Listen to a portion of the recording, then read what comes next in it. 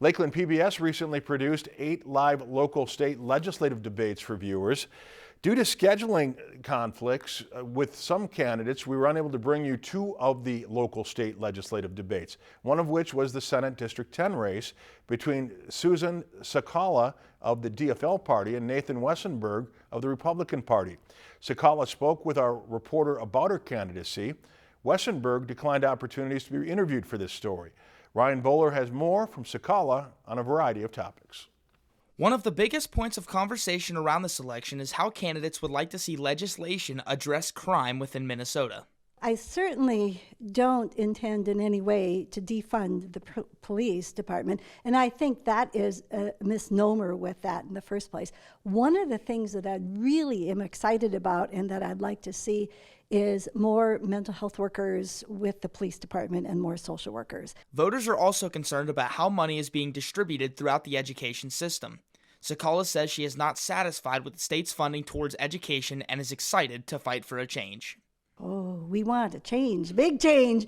I love the idea of fully funding the education system. I think it's important for us to fund the school systems. And I really believe that children 3 years, and if the parents want to, 3 years should be able to go to a preschool so that those children can get started, just like the Head Start program only be part of the public school system. And I would really love to see us go to age 20 so that the students could go to the vocational school or the community college and get a 2-year certification.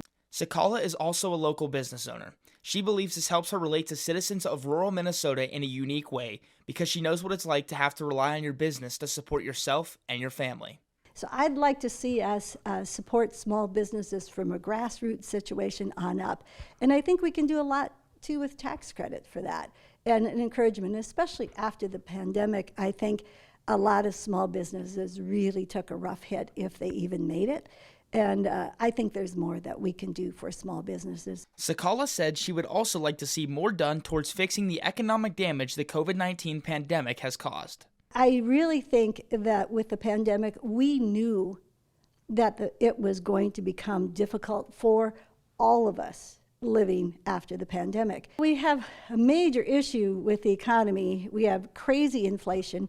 And that is, when we saw that the Federal Reserve was dropping the interest rate to like 2%, we should have known, and a lot of us did, that there was going to be trouble coming up ahead. You can't do that without a huge swing going the other direction. This election season, there have been a lot of different topics of conversation, but none have been as big or controversial as the nationwide discussion on abortion. I say this all the time. It just grieves me for any woman that has to make that decision. But according to the First Amendment, I believe she has the right to make that decision herself. Whether she makes that decision with herself or her doctor or her collective family or however, it is her decision to make. I know that there's been a lot of talk about late-term abortions. That doesn't happen in Minnesota. We offered the Republican candidate for Senate 10 an opportunity to speak with us on these topics as well, but he declined our interview request. Reporting in Brainerd, I'm Ryan Bowler, Lakeland News. Lakeland News is member-supported content. Please consider supporting Lakeland News today.